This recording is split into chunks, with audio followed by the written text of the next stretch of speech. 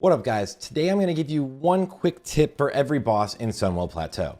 Now this might actually be a couple tips per boss, but I just thought this was an easy way to name the video. Last thing to mention though, if you do want to see full guides for all of these bosses, I highly suggest checking out Jordy's channel, which I'll have linked in the description somewhere, as well as use Cosmophile's spreadsheet guide for this raid, which will also be linked in the description.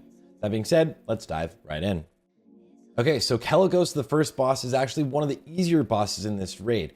The quick tip I have for you guys is just to not be stubborn and to actually utilize using a little bit of arcane resistance.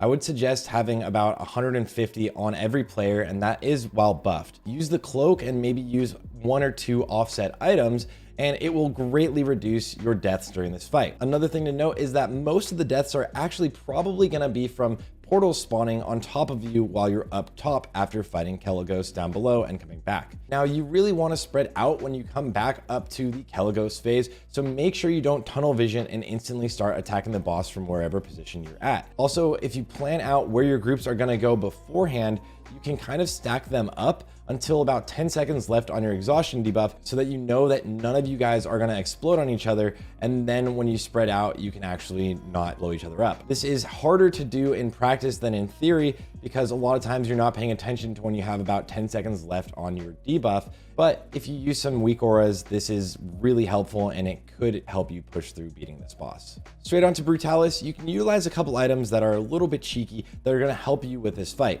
Most of the deaths on this encounter are going to absolutely be from tank deaths. So this boss actually has 2 main abilities that you need to watch out for. The meteor slash on your tanks, and they only want to eat 3 of those before swapping whichever tank is actually tanking the boss. And also the stomp, which is on a 32-second cooldown, while the meteor slash is on a 30-second cooldown. So these will slightly get out of sync as the fight happens, and at one point you're going to eat almost 2 of these at the exact same time, taking massive damage. For one, you're going to always want to save some defensive cooldowns to deal with this, but you can also utilize a cheeky item from Sarthe called the Wail of the Banshee. It has 3 charges if you get it, and it reduces the boss's chance to hit. You can also actually use Bag of Marbles if you're Alliance only. This is way stronger, and I totally forgot about it until Jordy brought it up. And one more thing, you technically could have your 3rd tank ready to taunt the boss to eat a stomp and a slash if they're about to happen at the exact same time. That tank will probably die, so make sure you know that it's only going to happen pretty much once in the fight, but you're usually using your paladin tank to help with off heals on this encounter. Thomas is probably the easiest boss in Sunwell Plateau. The biggest thing that's going to end up killing you is going to be the encapsulate ability. This is the ability that knocks up a player directly into the air, and they do a ton of AoE damage to anyone around them, and those people will die.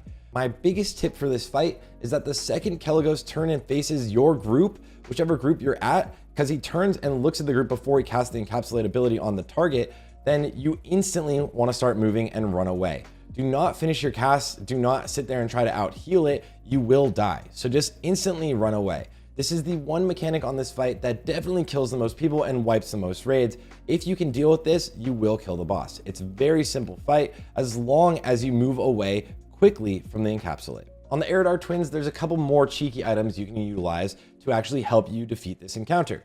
I would use 2 separate trinkets. One, the PvP trinket. Everyone should actually have a PvP trinket on, and 2, gnomish cloaking device. So the PvP trinket is mostly going to be utilized if you get the Shadow Fury ability on you, as well as Conflag being targeted on you.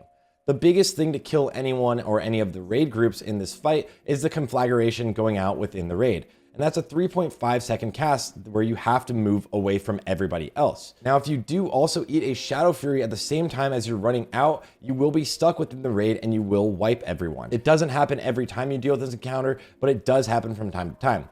The way you mitigate this is having a PvP trinket where you can instantly use it the second you get stunned and then keep running. Now, Gnomish Cloaking Device is a super cheeky item you can use because it basically works as a vanish. It's the same thing as a rogue vanish, and it kind of can work with the feigned death, but I'll talk about that in a second. Gnomish Cloaking Device will actually be utilized to cancel the conflagration cast. So if you are being targeted for conflagration, you can use this trinket and it will vanish and conflag won't be recast onto another target. Both of these items can be used. And then Feign Death, if you're gonna use Feign Death, make sure you try to get out of the group first, because if Feign Death resists, you still could get casted on. I haven't tested it 100% to make sure that the cast does cancel. So make sure you get out of your group first. You cannot use Ice Block or Divine Protection to cancel the cast. It will still cast on you, but you can use it to cancel yourself from getting stunned from the conflag or from taking the damage. So once the cast is targeting you, you can blink out or run out, and then you can Ice Block or you can bubble and you'll be fine. Meru is probably the most challenging fight in this entire raid. This is where we're gonna have a ton of wipes.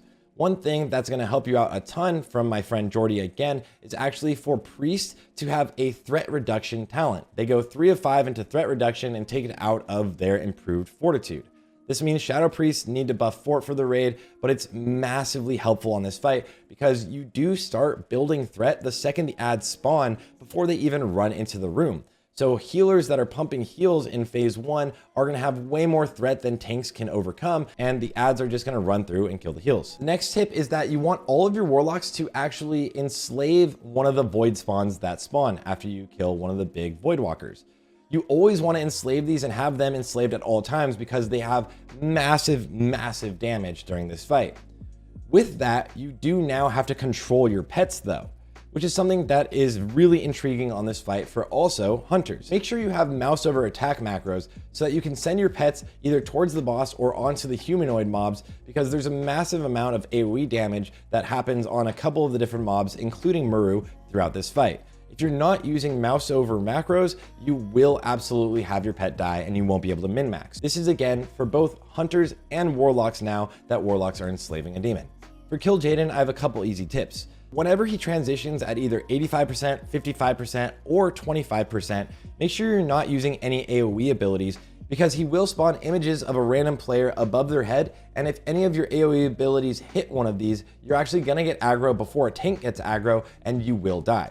You cannot die in this fight because there are a lot of DPS checks. If you're a ranged DPS, make sure you have a macro to target these shadow orbs, because you need to be DPSing them or else they will kill your raid again. So targeting them is really wonky if you don't have a macro. Lastly, if you're controlling the dragons on this encounter, make sure you're getting some breaths out on the raid to make sure that they're increasing their DPS as well as increasing their mana pools and healing them in between the darknesses. For this, you might also want to focus the melee groups, because giving them actual haste buffs is a huge DPS increase. While it is for everyone else, a lot of people are having more knockback or having to move more often and have less uptime of DPS in the boss. And with that, guys, that's it. Those are my tips and tricks, just quick ones for you for every boss encounter in Sunwell Plateau. Good luck on clearing the raid. Good luck on getting Thoradol. This is going to be a really fun raid, and I'm really excited about it. Anyways, I'll see you guys all in the raid. I'll obviously be streaming over on Twitch if you want to watch me encounter the raid as well or have any other questions. Good luck, and I'll see you all on the next one.